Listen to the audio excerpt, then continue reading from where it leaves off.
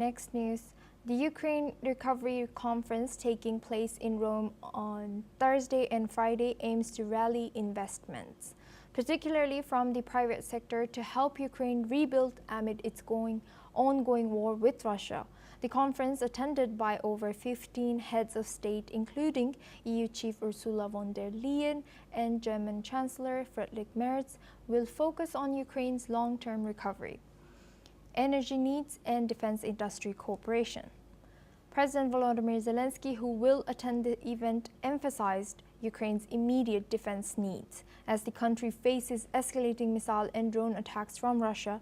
Despite this, Ukraine is also aiming to sign agreements related to energy infrastructure and defense sector partnerships.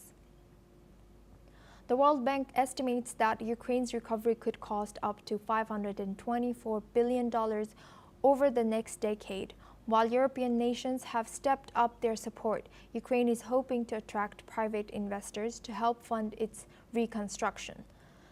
Over 2,000 companies, including 500 from Italy, are expected to attend the conference, but the challenge remains convincing investors to commit to rebuilding Ukraine while the war continues.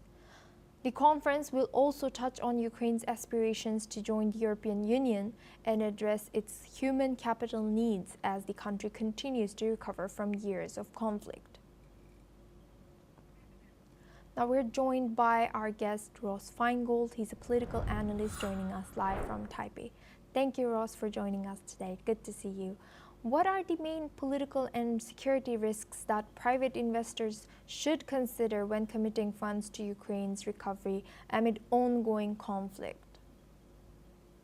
On the political side, it's difficult to predict what the future government of Ukraine will be.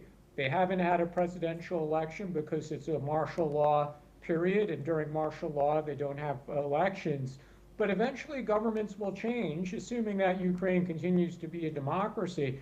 So investors always want some certainty about legal and regulatory issues, but it's really difficult to predict in 3 or 5 years what the central government of Ukraine will be, who will be the president, what their policies towards foreign investors will be. So politically, it's just a lot of unknowns, which makes it very difficult for investors to get the certainty that they typically like to have.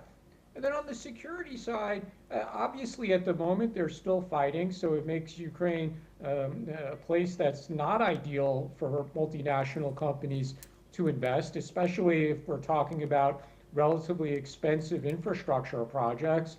And even if there's a ceasefire reached with Russia at some point, which we all hope for, there's no guarantee that war will not resume at some point. A ceasefire is temporary. It's not a permanent settlement.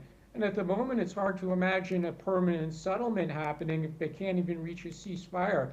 So again, the security situation is also a significant risk for foreign investors, which will make it very difficult for them to commit large amounts of capital to Ukraine. Thank you, Ross, for sharing that insight. You will stay with us as